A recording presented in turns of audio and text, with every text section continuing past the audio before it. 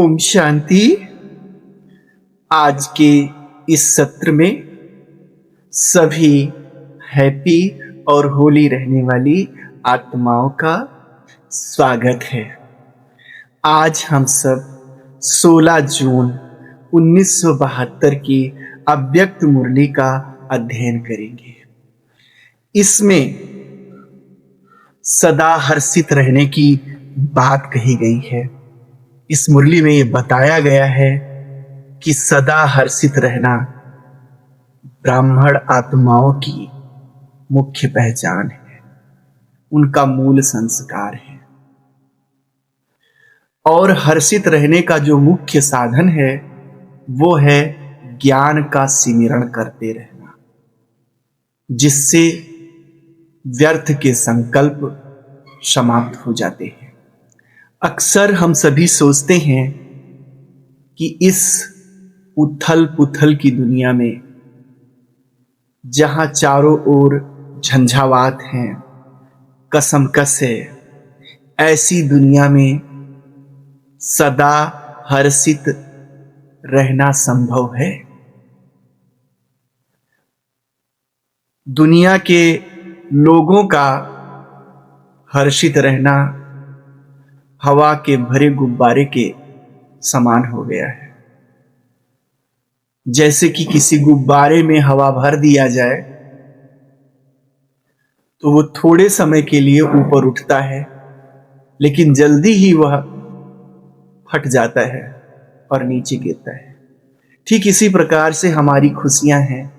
कोई त्योहार आया, कोई सेलिब्रेशन का समय आया तो उसमें हम थोड़ा सा खुश हो लेते, और उसके बाद थोड़े ही समय के बाद फिर हमारा वही कसमकस का जीवन, झंझावात का जीवन शुरू हो जाता है।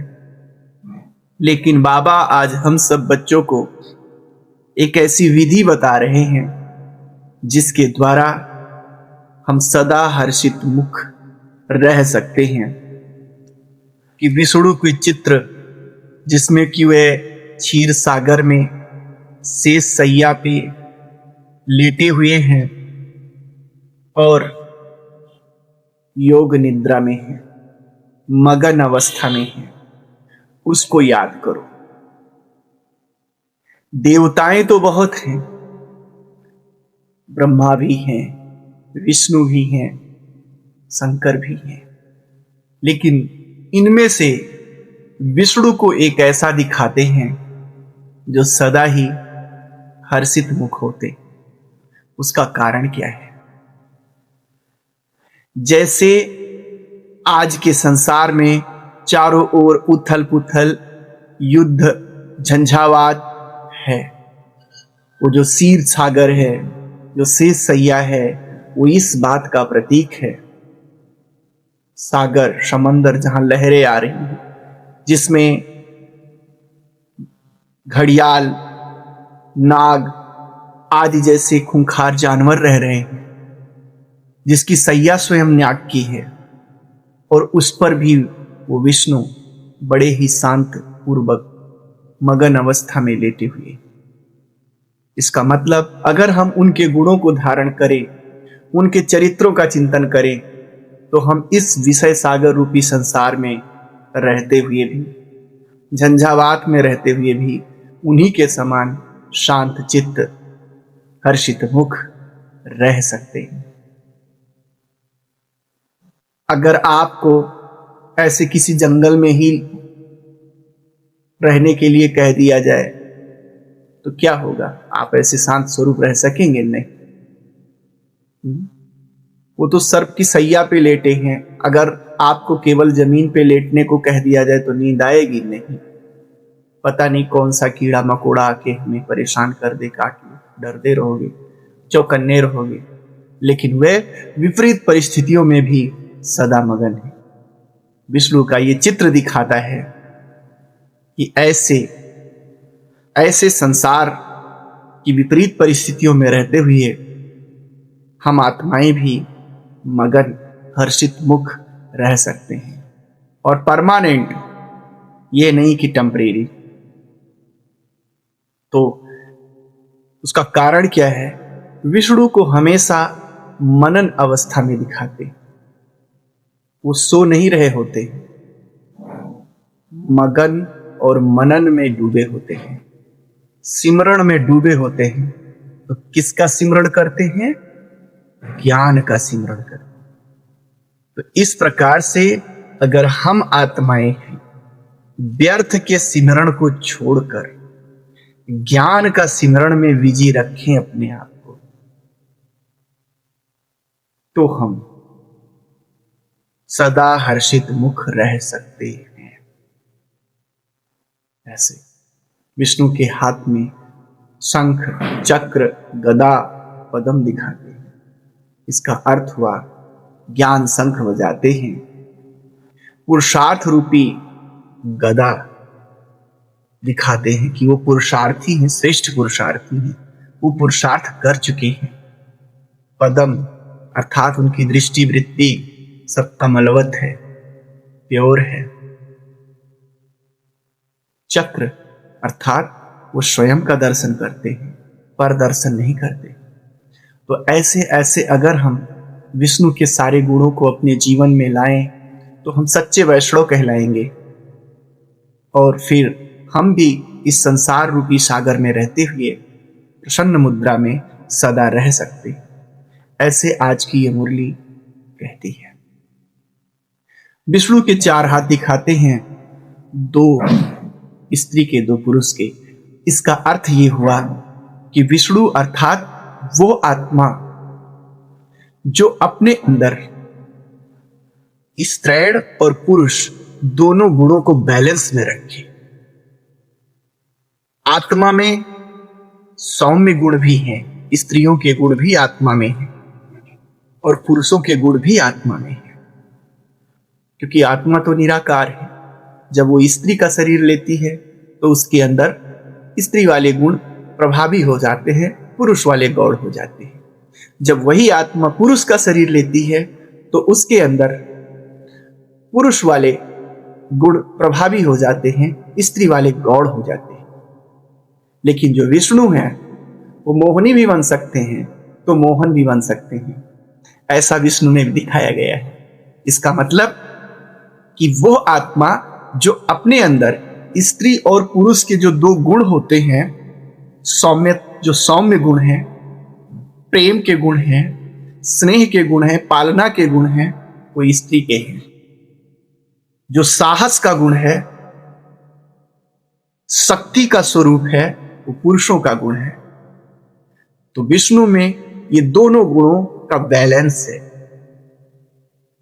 तो जो चतुर्भुज विष्णु स्वरूप बनना है अगर हमें, तो हमें अपने अंदर, अगर हम भाई हैं तो हमें भाई होने के साथ साथ अपने अंदर सौम्यता भी लाना पड़े, स्नेह भी लाना पड़े, मधुरता भी लाना पड़े, शीतलता भी लानी पड़े, जो कि बहनों का गुण है। उसको हम इग्नोर ना करें, उनको भी डेवलप करें। दोनों का बैलेंस रहेगा तो हम संतुलन में रहेंगे और हम सदा प्रसन्न रहेंगे। अगर केवल सूरज वाले गुणों के ही हम, अग्नि स्वरूप जो पुरुषों के गुण होते हैं, उन्हीं को धारण किए रहेंगे तो हमेशा रूखे रहेंगे, खुश्क रहेंगे, हमेशा वैसे रहेंगे। और अगर बहनें हैं, अगर आपका शरीर बहन का है और आप केवल अपने सौम्य गुणों का विकास कर रहे हैं, लेकिन चंदा वाले गुणों का विकास कर रहे हैं, सूर्य वाले गुणों का विकास नहीं कर रहे हैं, तो प्रेम दिखेगा, शक्ति नहीं दिखेगी। आप में हर्षित मुक्ता नहीं रह सकती, क्योंकि संसार में रहने के लिए दोनों गुणों का बैलेंस होना जरूरी है। तो यहाँ विष्णु का जो चतुर्भुज रूप है वो ये दिखा रहा है कि हम अपने अंदर जो स्त्रीण गुण हैं और जो पुरुषत्व के गुण हैं, हम आत्मा हैं। पहले तो ये अपने आप को सम्मान दें, इसको स्वीकार करें और उसके बाद अपनी आत्मा में इन दोनों गुणों का विकास करें।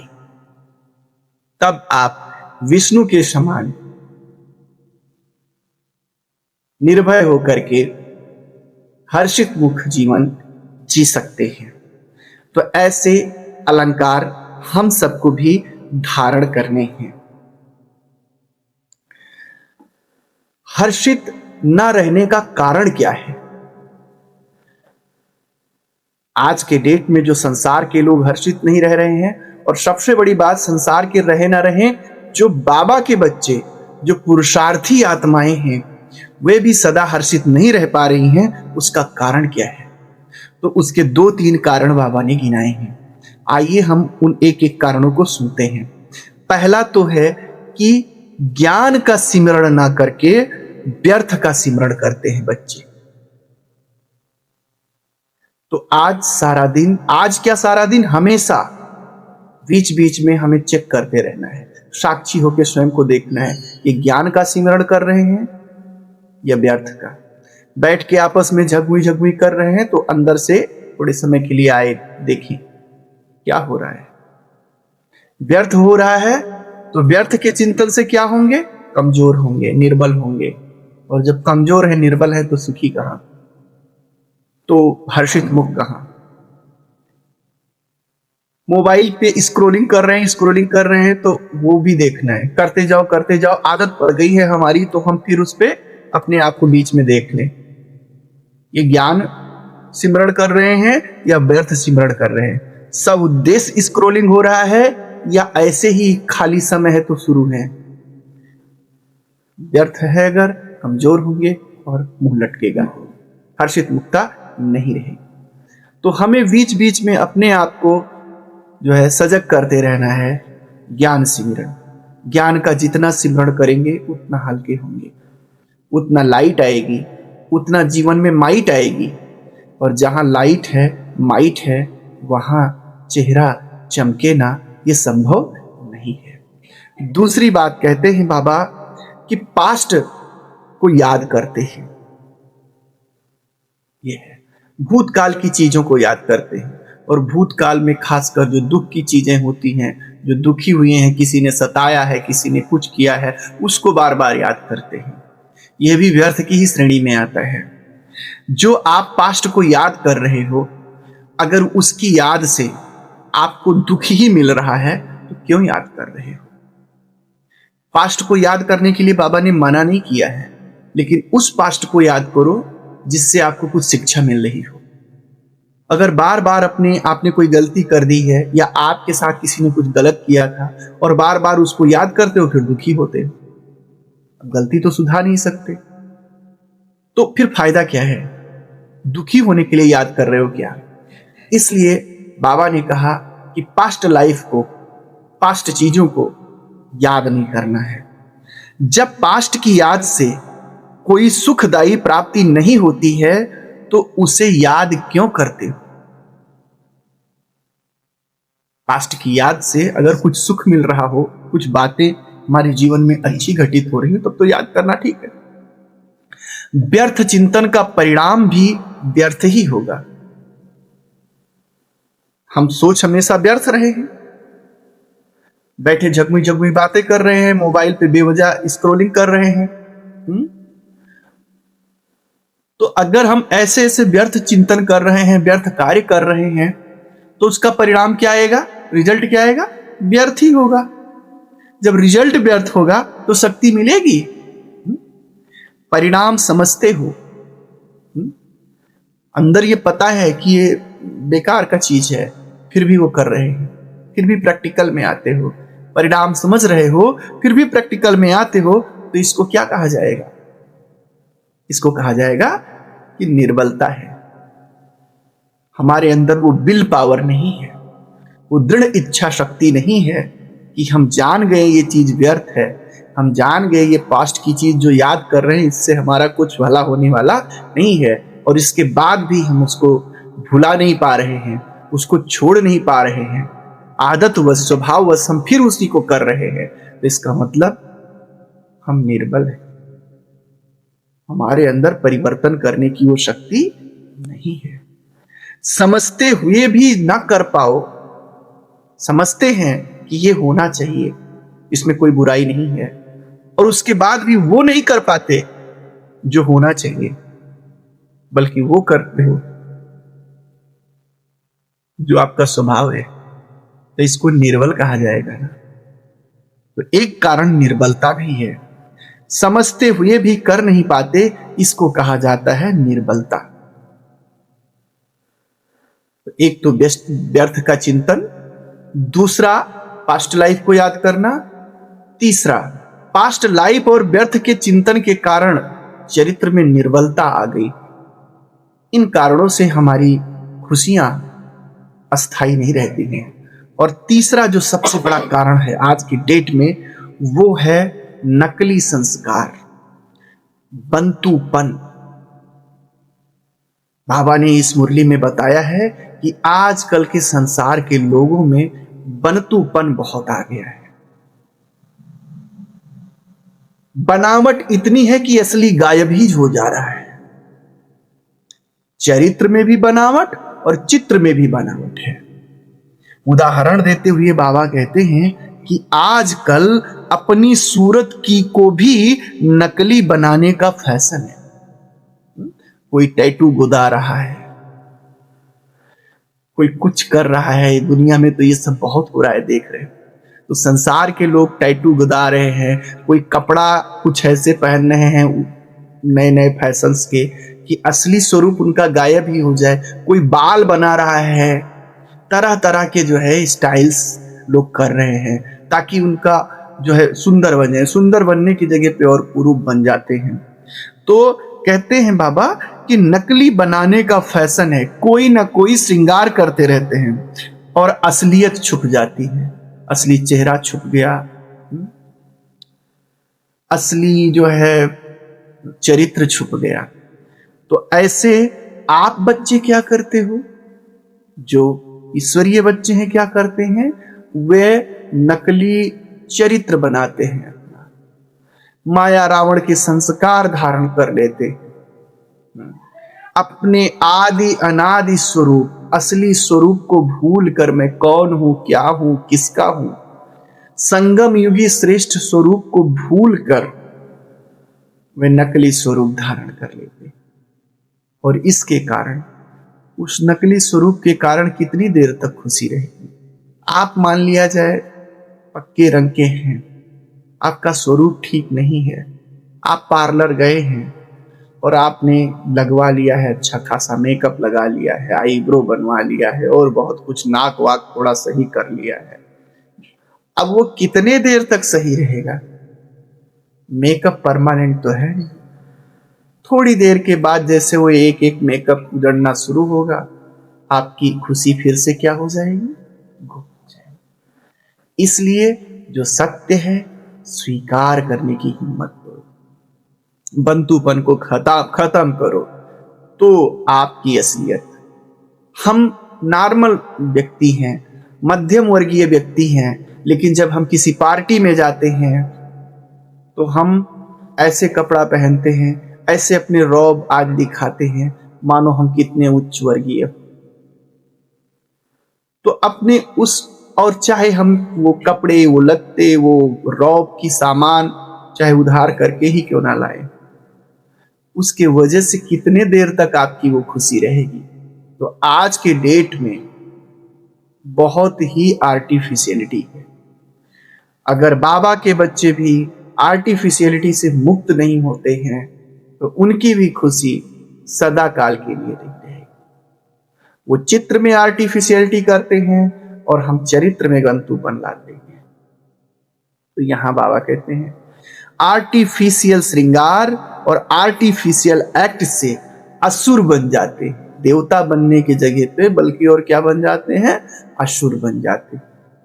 आप टीवियों में देखते हैं कैसे कैसे लोग टैटू बनवाते हैं, कहां कहां बनवाते हैं। वो अच्छा भी नहीं लग रहा है, गोरा गला है, यहाँ पे कुछ सांप बनवा लिए, कहीं पे बिच्छू बनवा लिए हैं, हाथ इतना सुंदर है यहाँ ऐसे बनवा लिए हैं, तो वो अच्छा भी नहीं लगता है। देव बनने के जगह पे असुर बन जाते हैं, ऐसे बाबा कहते हैं। तो अगर आपको अपना असली स्वरूप याद रहे, असली परिवार याद रहे, अगर आपको अपनी मास्टर ऑलमाइटी अथॉरिटी का पोजीशन याद रहे, उसमें ठहरे रहो, तो कोई ऐसे आर्टिफिशियल संस्कार नहीं है जो आपको, आपकी खुशी को गुम कर सके। तो मास्टर ऑलमाइटी अथॉरिटी का मतलब सर्व शक्तियों पर आपका अधिकार है। जितनी भी शक्तियां हैं उनको विल पावर का प्रयोग करो। सर्वशक्तिमान के बच्चे हो, आप में इतनी दृढ़ इच्छा शक्ति है कि आप व्यर्थ से मुक्त हो सकते हो, पास्ट से मुक्त हो सकते हो। आप जो चाहो वो कर सकते हो अपने संकल्पों को रिफाइन करके। तो अगर अपने अंदर इस विल पावर को लेकर आओगे तो आप कमजोर नहीं रह जाओगे। और जब कमजोर नहीं रह जाएंगे, ज्ञान धन से भरपूर हैं सिमरण करते करते, तो फिर आप सदा खुश रहेंगे। आसुरी संस्कारों पर विष्णु जी को हमेशा विजय प्राप्त करते दिखाते हैं। विष्णु एक ऐसे देवता हैं जो कभी असुरों से परास्त नहीं हुए, सदा विजयी। क्यों? क्योंकि उनके जो अभी गुण गिनाए गए वो इतने बैलेंस हैं कि उनको हराना आसान नहीं। तो ऐसे ये जो व्यर्थ के आसुरी संस्कार हैं, बंतुपन के आसुरी संस्कार हैं, अगर आप वैष्णव बन करके विष्णु के गुण धारण करेंगे तो आप में उनकी हिम्मत नहीं कि वह आपको पराजित कर सके।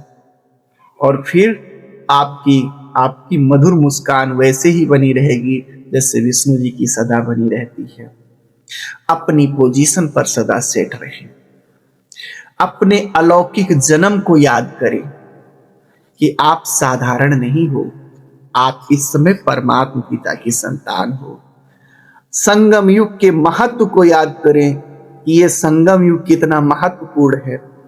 एक एक सेकंड यहाँ का वर्षों के बराबर है, दिन के बराबर है, और हम उसे आर्टिफिशियलिटी में, बंतुपन में बर्बाद कर दे रहे हैं। संगम युग के संस्कार भी कितने श्रेष्ठ हैं, तो ऐसे श्रेष्ठ संस्कारों को हमें धारण करना है। तो इनको खत्म करने के लिए, अलौकिक इन नशे को धारण करने के लिए हमें क्या करना पड़े? हमें अपने अंदर बेहद का नशा लाना पड़े, हद की तरफ पीठ करना है। जो भी हद की बातें हैं, अपना लौकिक परिवार, लौकिक जो भी इस देह से रिलेटेड चीजें हैं, उनको उनकी तरफ पीठ करना पड़े, उनके तरफ से मुंह फेरना पड़े। और हमें अपना मुख, जो अलौकिक जन्म है, बेहद का परिवार है, बेहद का कर्तव्य है, बेहद का घर है जो बाबा ने हम सबको दिया है, उसके तरफ हमें अपने स्मृति को लाना पड़े। यह संगम युग अपनी चीज है ना, अवगुण माया की चीज है ना, जो संग दोष से ले लिए हैं। जो अवगुण है वो हमारी चीज नहीं है, वो माया की चीज है, वो संग दोष से आ गए हैं। तो इसलिए हम अपनी चीज को ध्यान करें, अपनी चीज पर मेहनत करें।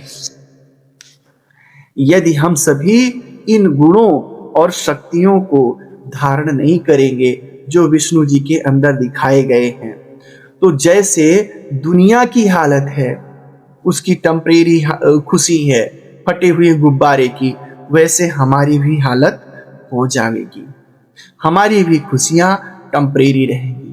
तो परमानेंट खुशी जीवन में रहे, इसके लिए हम सबको निम्न स्वीकृतियां लेनी चाहिए। तो आइए हम सब आज ये आत्म स्वीकृति लेते हैं कि आज से हम सब अपने जीवन में यह बदलाव लाएंगे।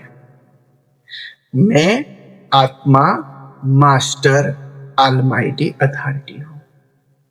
मैं आत्मा विष्णु के समान सारे गुणों को अपने जीवन में धारण करने के लिए पुरुषार्थ कर रही हूं। मुझे सच्चा सच्चा वैष्णव बनना है। मुझे ज्ञान का सिमरण करना है। मैं व्यर्थ का सिमरण करने वाली आत्मा नहीं हूं। आज से मैं आत्मा ये संकल्प लेती कि मैं सदैव ज्ञान का सिमरण करूं, व्यर्थ के सिमरण से मुक्त रहूंगी, और हद की दुनिया को, हद की चीजों को मैं पीठ देती हूं। आर्टिफिशियलिटी को, बंतूपन को मैं सदा सदा के लिए बाबा पे समर्पित करती हूँ। आज से मैं अपने असली संस्कारों के साथ जीवन जिएंगे। अच्छा, ओम शांति।